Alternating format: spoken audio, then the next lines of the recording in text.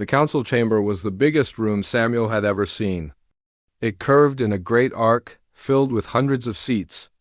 Every seat held a Velthary representative from somewhere in the collective. Their golden fur ranged from pale cream to deep amber to silver-white. Samuel stood at the center of the chamber in his best uniform. Beside him, Mesha and Tolan waited quietly. They had learned to be patient over the past 3 days, but their eyes kept looking up at Samuel's face. Every time he looked back at them, they relaxed a little. The High Counselor was called Vishara. She was very old, with silver fur that glowed in the chamber's soft light. When she stood to speak, the entire room went silent. She said they had gathered to witness something new, something that had never happened in all of Velthary history. A human was asking for guardianship of 2 Velthary children, and the children themselves had offered him the Velushi bond. A murmur went through the crowd. Some voices sounded angry. Some sounded confused. Some sounded curious. Samuel tried not to let his nervousness show. Vishara continued. She said their doctors and mind experts had studied the relationship between this human and these cubs. They had found the bond to be real. It was deep and true and good for the children. Now the council had to decide. Would they accept something that had never been done before? Would they let a human become the father of Velthary children? The debate lasted for hours. Representatives stood up and made speeches. Some said tradition must be protected. Some said children should stay with their own kind. Some said humans could not be trusted with something so precious, but others spoke differently. They talked about how the galaxy was changing.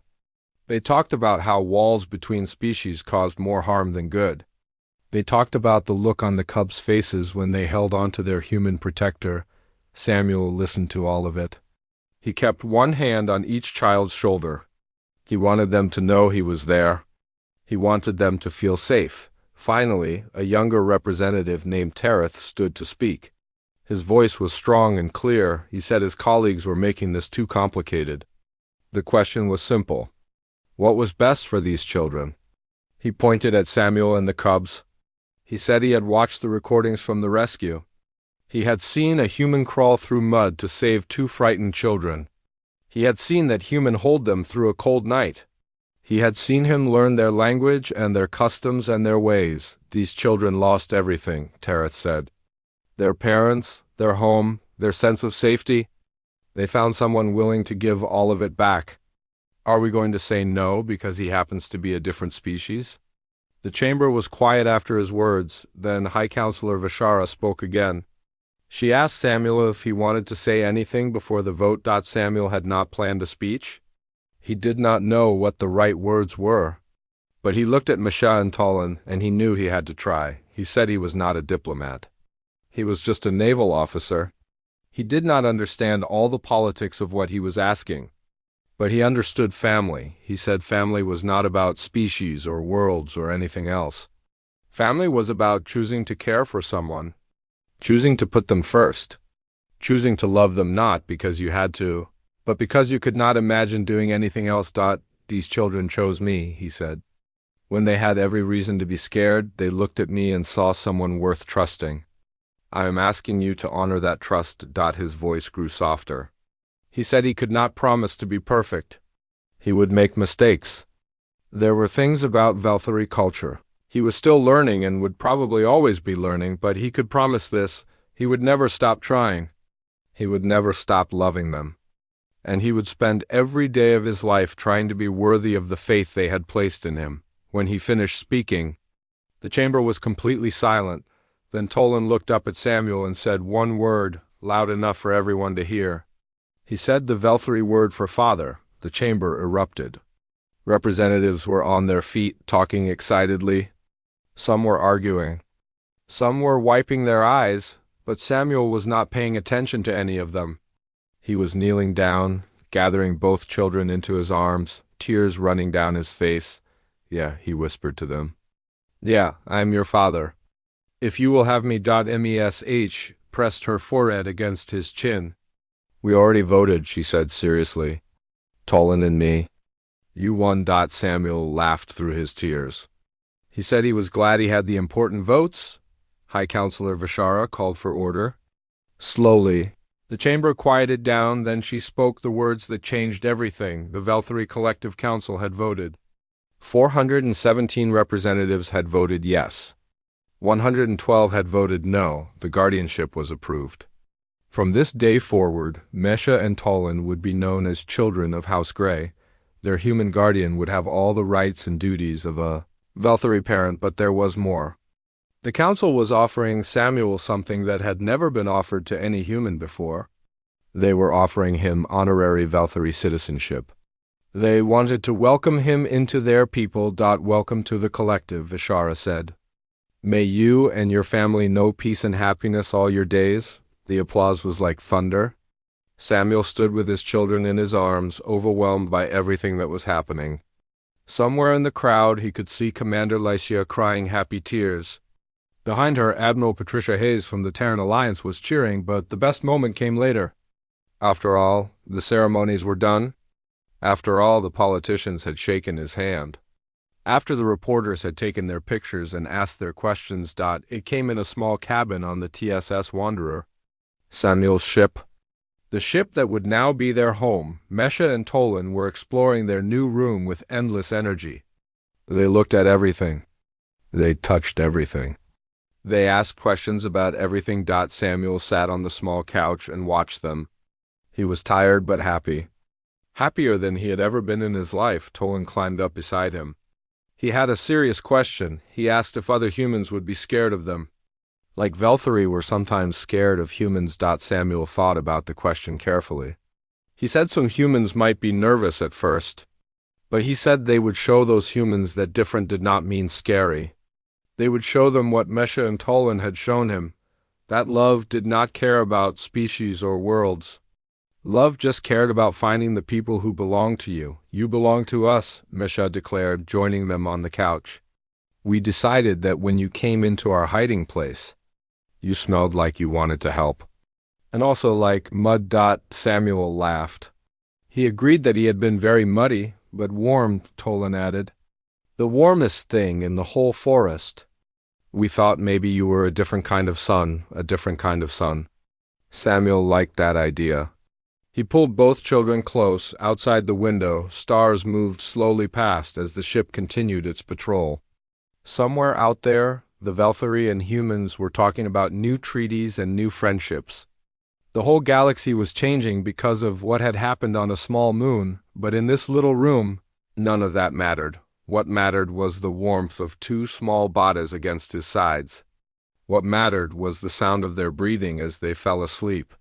What mattered was knowing that they were a family now, strange and new and wonderful.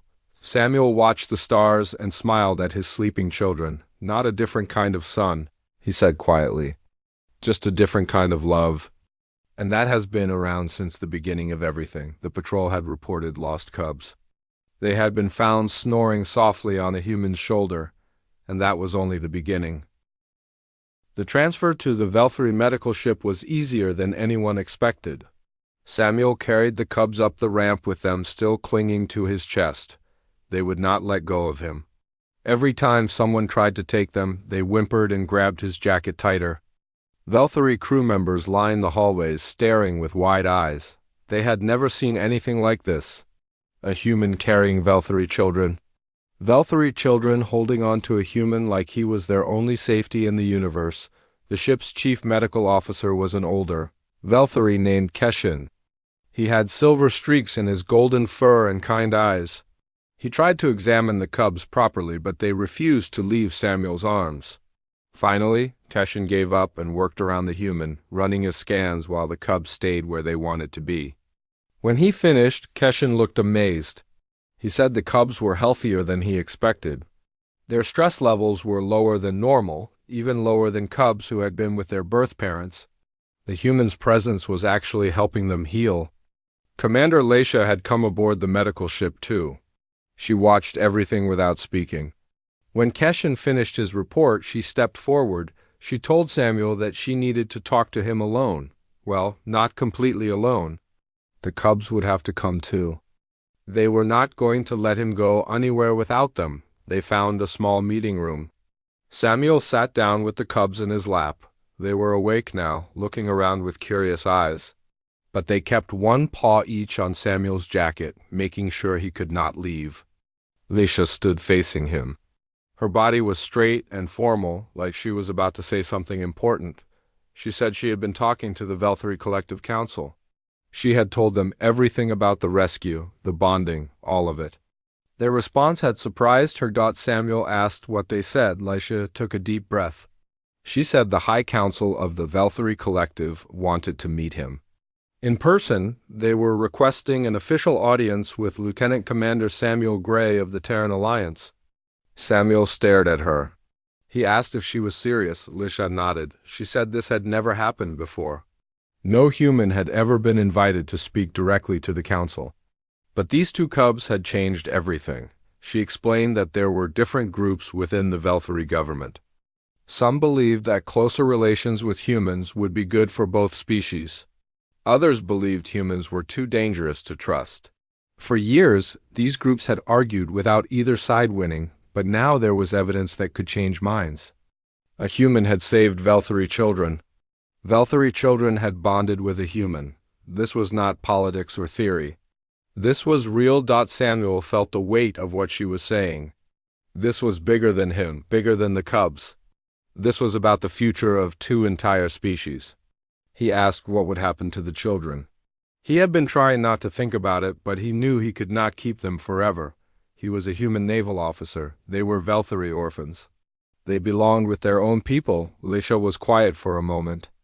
Then she said something that made his heart stop. She told him that the cubs had names. The larger one was called Mesha. The smaller one was called Tolan. Their parents had died in the crash. Under Velthary law, they were now orphans, usually. Orphan cubs would be placed with other family members or adopted by approved Velthary families.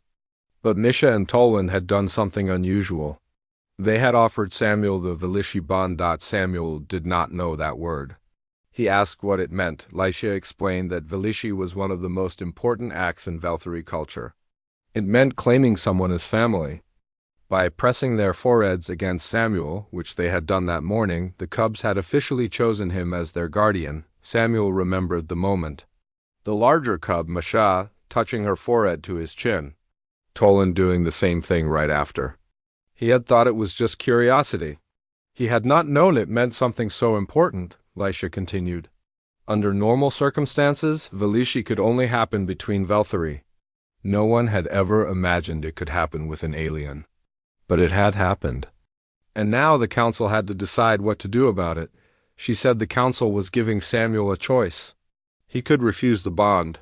The cubs would be sad, but they would eventually adapt. They would be raised by Velthary families and live Velthary lives. Or he could accept the bond. He could become their guardian officially. It would be complicated. It would be difficult. There would be challenges on both sides, cultural and legal and practical, but it would be possible. If he wanted it. Samuel looked down at Misha and Tolan. They were watching his face like they understood something important was happening. Mesha had his finger wrapped in her tiny paw. Tolan was making soft sounds against his chest. He thought about his life. He was a naval officer. He spent months at a time in deep space. He had no home except his ship. He had no family except his crew. His life was not made for raising children, but then he thought about the night before, crawling through the mud to reach two frightened cubs, holding them through the long dark hours, singing them to sleep with his mother's lullaby. The way they had chosen him, trusted him, when they had every reason to be afraid. He told Lacey that he needed time to think. This was the biggest decision of his life, Leisha said, of course. She said he could have as much time as he needed. The council meeting was in 3 days. He could give his answer then. She left him alone with the cubs. Samuel sat in the quiet room and tried to understand what was happening. Mesha climbed higher on his chest, until she could look directly into his eyes. Her golden eyes were very serious. She made a sound.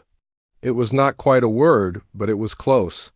Samuel did not understand Velthary language, but somehow he understood what she was asking.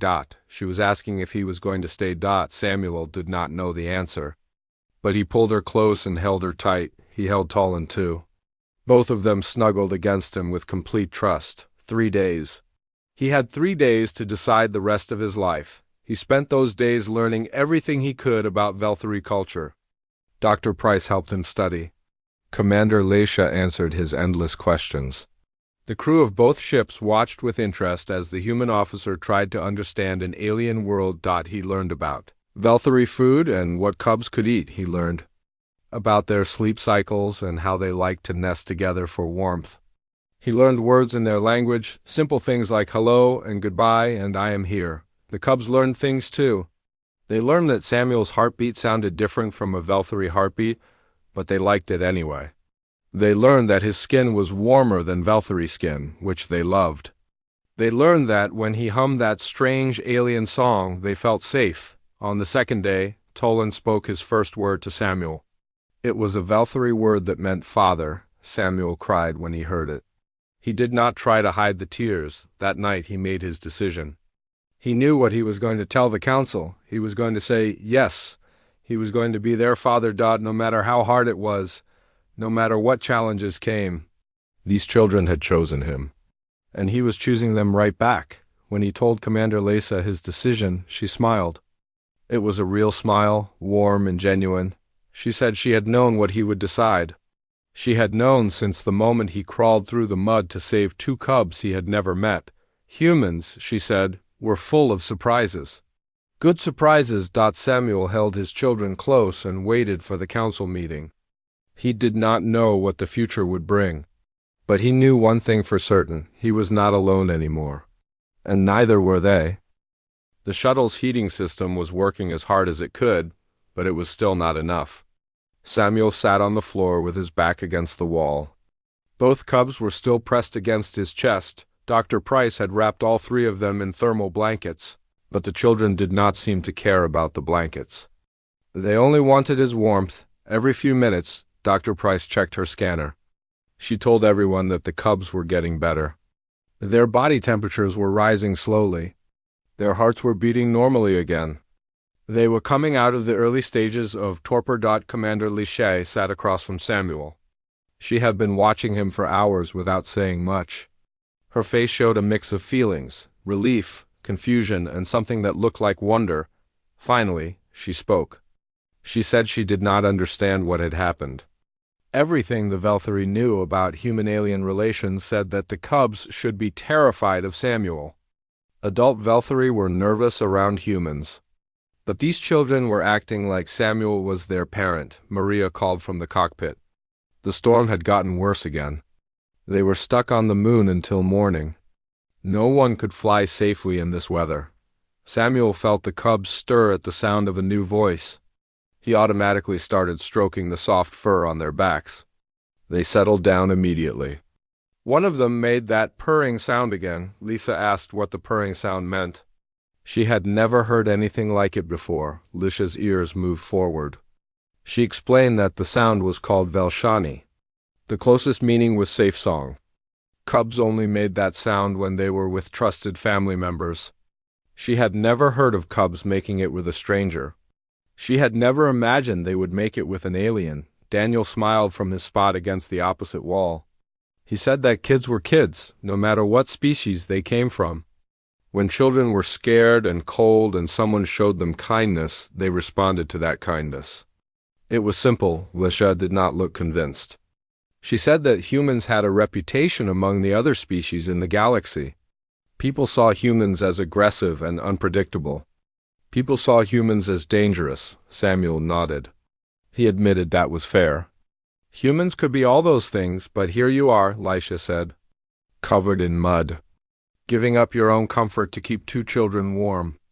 2 children you never met before tonight. Dr. Price sat down next to Lisha. She spoke gently. She said she had been studying alien minds for 15 years. She had learned that every thinking species had the same basic needs. Every species wanted to protect their young. Every species wanted to care for those who needed help. Every species wanted to build families and communities. The differences between species were in how they showed these needs, not in the needs themselves. Maria added something from the cockpit. She said humans just showed their feelings very strongly. She told Lycia that if someone hurt a child near a group of humans, it would not end well for that person. Lycia's ears went flat, but this time she looked thoughtful instead of scared. She said she was starting to understand. Human aggression was not random. It was protective. Daniel said she was exactly right. He said humans were like guard dogs for the galaxy, friendly and gentle most of the time. But if someone threatened someone they cared about, they stopped being gentle very fast. The smaller cub shifted in Samuel's arms. It was making tiny sounds in its sleep, like it was having a dream. Without thinking, Samuel started humming a song his mother used to sing to him when he was small. It was a song about stars and ships and finding your way home. The cub's sound stopped, replaced by deep, even breathing. Lycia asked what the song was. Samuel said it was just a human lullaby. Something to help children sleep. Lycia was quiet for a moment. Then she said it was beautiful. They sat without talking for a while.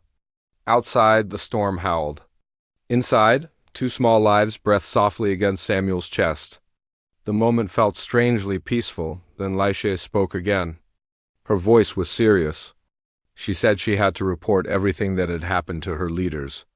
The rescue, the way the cubs bonded with Samuel, everything. Samuel said he understood. Lycia shook her head. She said he did not understand. Not really. She explained that what happened tonight could change everything. The Velthari people had kept their distance from humans for decades. Part of the reason was fear for their children. They believed humans were too dangerous to be trusted near Velthari young, but tonight, she had watched a human risk his life to save two cubs. She had watched those cubs choose him over their own kind. She had watched him sing them to sleep with an alien lullaby. Her report would be very interesting, she said. Very interesting indeed. Samuel looked down at the cubs again. The larger one had moved in its sleep and was now drooling a little on his jacket. The smaller one had buried its face completely in his arm. They looked peaceful. They looked safe. He said something that surprised even himself. He said he had not done anything special. Any human would have done the same thing. Lycia looked at him for a long moment. Then she said yes, she was starting to realize that. And that was what made humans so remarkable. The night passed slowly. Samuel dozed off and on, but he never really slept. Every time the cubs moved, he woke up to make sure they were okay. He adjusted the blankets. He stroked their fur. He hummed the lullaby again when they seemed restless. At some point during the night, Dr. Price came over with some water. She told Samuel he needed to drink something. He had been holding the cubs for hours without a break. Samuel drank the water with one hand, keeping the other arm wrapped around the children. He asked Dr. Price what she thought would happen next. She said she did not know. She said the situation was completely new. No human had ever bonded with Velthari children before. There was no plan for this. There were no rules. Samuel looked down at the sleeping cubs. He said he did not care about rules. He just wanted them to be okay. Dr. Price smiled. She said that was very human of him. As the first light of dawn started to show through the shuttle windows, the cubs began to wake up. Samuel felt them stir against his chest. He held still and waited. The larger cub opened its eyes first. It looked up at Samuel's face. For a moment, it just stared at him. Then it reached up with a tiny paw and touched his cheek. Samuel stayed very still. He did not know what the cub was doing. The cub touched his face again. Then it turned to its sibling and made a series of small sounds. The smaller cub woke up and looked at Samuel too. It reached out and touched the rough stubble on his chin. Its eyes went wide with interest. Lycia, who had been watching, started to laugh. It was the first time Samuel had heard her laugh. She explained that the cubs were talking about him. The smaller one wanted to know why his face was growing fur. The larger one thought he might be part VLT Hari. Samuel smiled. He said he was definitely not part Velthari. He just had not shaved in a few days. The cubs could not understand his words, but they seemed to like the sound of his voice. They snuggled closer to him. The larger one grabbed a handful of his jacket and held on tight. Outside, the storm had finally passed. The sky was clearing. Soon, they would be able to fly again, but Samuel was not thinking about flying. He was thinking about two small creatures who had lost everything and found something new. He was thinking about how strange and wonderful life could be. He held the cubs close and watched the sun rise over an alien forest. Whatever came next, he would face it. They all would, together. The rescue shuttle flew through the storm like a small boat in an angry ocean. Rain hit the windows so hard it sounded like rocks. The whole ship shook and jumped with every gust of wind. Samuel Gray held tight to his seat and looked around at his team. There were 6 of them in total. Maria Delgado was flying the shuttle. She was the best pilot on the Wanderer, and she was proving it now. Dr. Hannah Price sat with her medical kit on her lap, checking her supplies for the 10th time. Daniel Cooper and Lisa Wang were his search and rescue experts. Both of them had volunteered the moment they heard about lost children.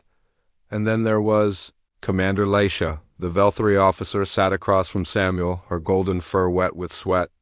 She looked like she might be sick. Velthary did not handle rough flights well. Samuel felt sorry for her. She had come anyway, even though the flight was making her miserable. That said something about how much she cared about those cubs. Maria called back from the cockpit. She said they were getting close to the landing site. The storm was starting to calm down a little. They should touch down in about 10 minutes. Samuel used the time to ask Leisha more questions about Velthary children. He needed to know what they were dealing with. Leisha explained that Velthary cubs were very different from human children. They were smaller, for one thing. Even a 3-year-old Velthary cub was smaller than a human baby. They were covered in soft golden fur. They had big eyes on the sides of their heads, which helped them see danger coming from all directions. When Velthary cubs got scared or cold, their bodies would go into torpor. It was like a very deep sleep. Their hearts would slow down. Their breathing would get so quiet you could barely hear it. In the old days, this helped their ancestors hide from predators. But now it was dangerous. If a cub stayed in torpor too long, especially in the cold, they would die. The only way to bring them out of torpor was warmth and safety. They needed to feel protected. They needed to hear a heartbeat and feel body heat. Usually this came from their parents, but these cubs had no parents now. Their parents had died in the crash. Lisa asked what would happen if a stranger tried to wake them up. Would the cubs accept help from someone they did not know? Lisa was quiet for a moment. Then she admitted that she did not know. Usually, Velthary cubs would only accept comfort from family members. A strange adult, even another Velthary, might scare them worse. And humans were nothing like Velthary. The cubs had probably never even seen a human before. Daniel leaned forward in his seat. He said that scared kids were scared kids, no matter what species they were. When children were cold and frightened, they responded to kindness. It did not matter what the kind person looked like. Leisha did not look convinced. But she did not argue either. The shuttle landed in a clearing about 2 kilometers from where the nursery pod had crashed. The rain had slowed to a light drizzle, but the forest around them was dark and full of strange sounds. Trees taller than buildings blocked most of the light. The ground was covered in thick mud and tangled roots. Samuel turned on his helmet light and checked his scanner. He could see 2 faint life signs to the northwest. The cubs were still alive, but their signals were weak. He told everyone to stay close and follow Leisha. Her senses were better at detecting Velthary than any human scanner. They formed a line and started walking.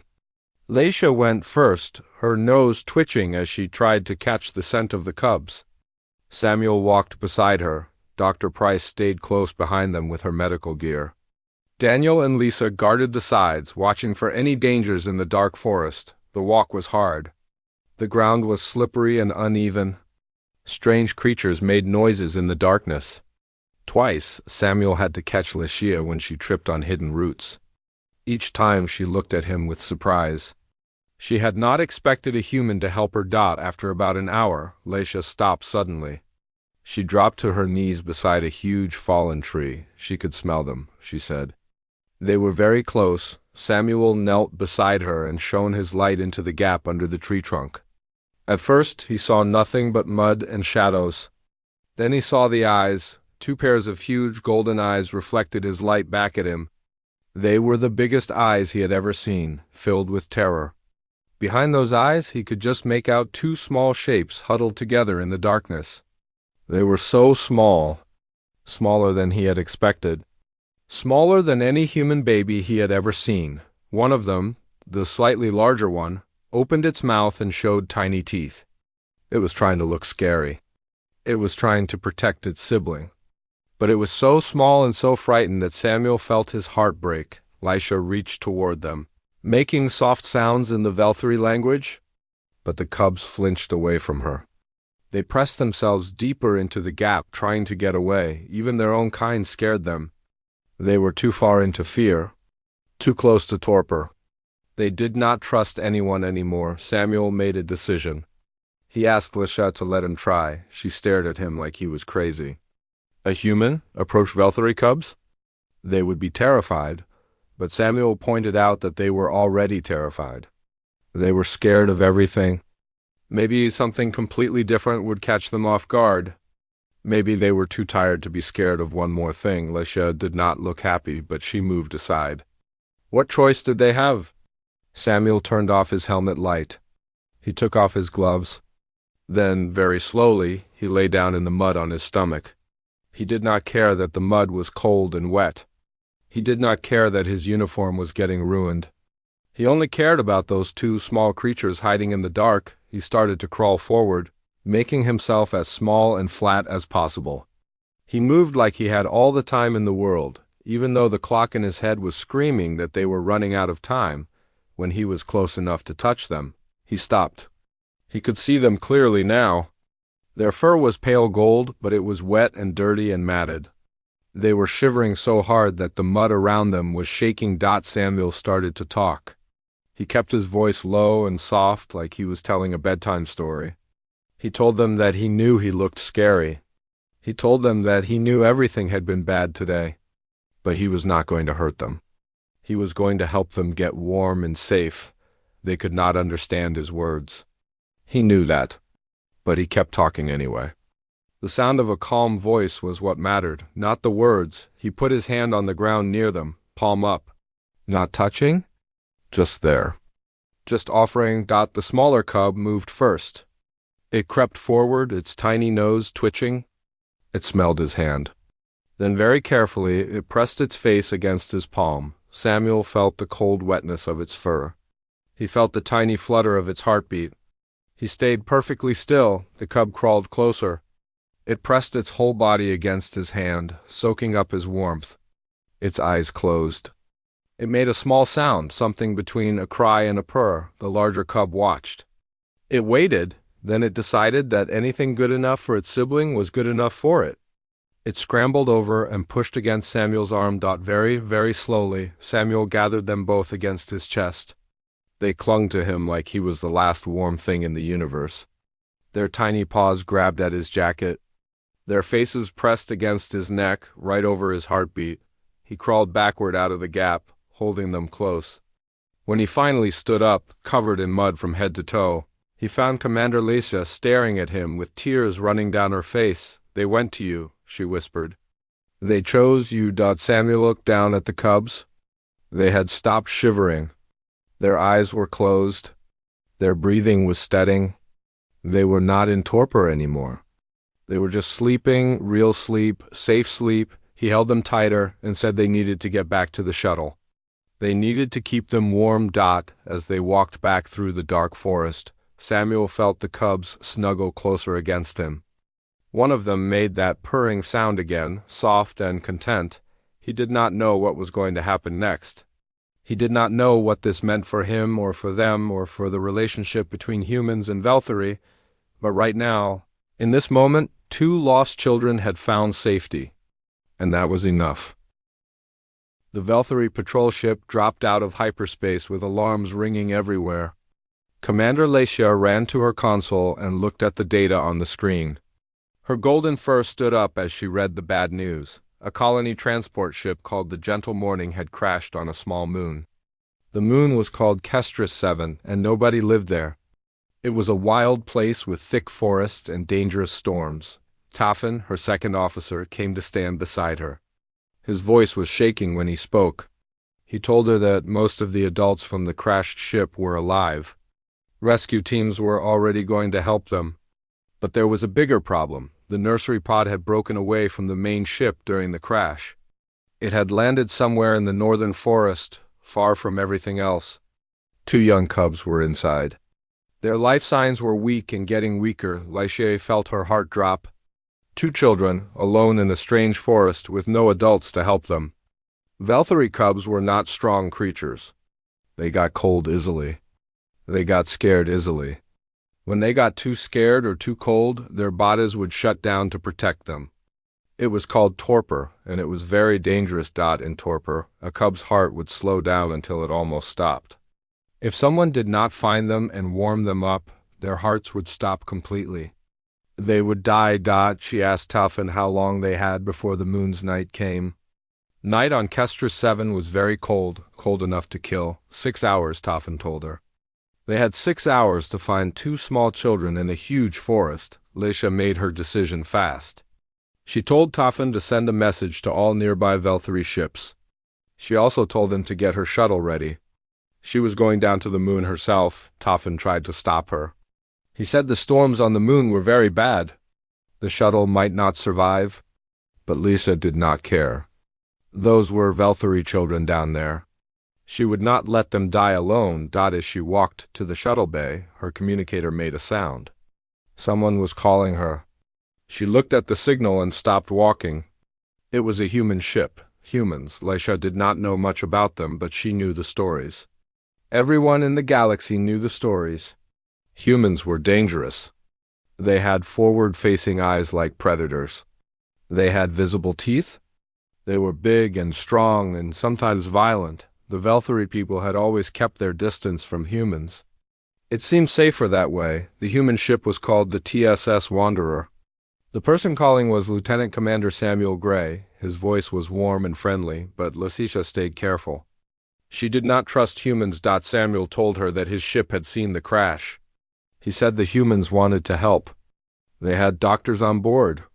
They had people who knew how to find lost children. They wanted to help rescue the cubs. Leisha wanted to say no. Every part of her wanted to keep humans away from Valkyrie children.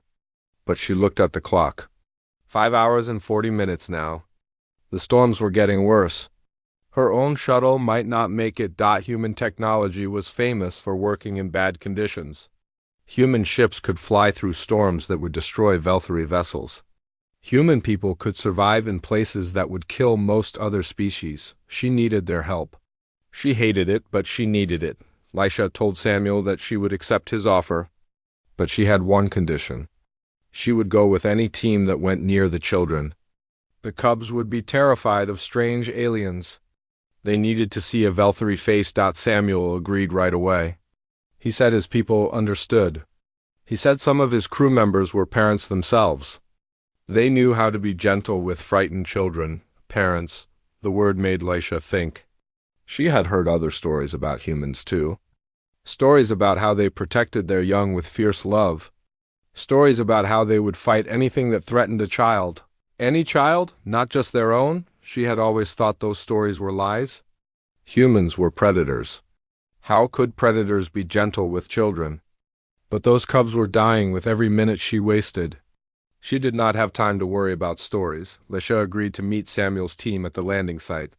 She ended the call and hurried to her shuttle. Her hands were shaking as she prepared for launch. She had just trusted the lives of 2 Valkyrie cubs to humans. If something went wrong, if the humans hurt those children or scared them worse, it would be her fault. But if she did nothing, the cubs would definitely die. At least this way, there was a chance. The shuttle launched into the stormy sky. Leisha watched the moon grow larger through her window. Somewhere down there, 2 small children were hiding in the dark, cold and alone and frightened. She prayed to her ancestors that she had made the right choice. She prayed that the humans would prove the old stories wrong. She prayed that somehow, against all odds, those cubs would survive. The clock kept counting down. 5 hours left. Then 4. The storm was waiting for her, and so were the children. Leisha flew on toward the unknown.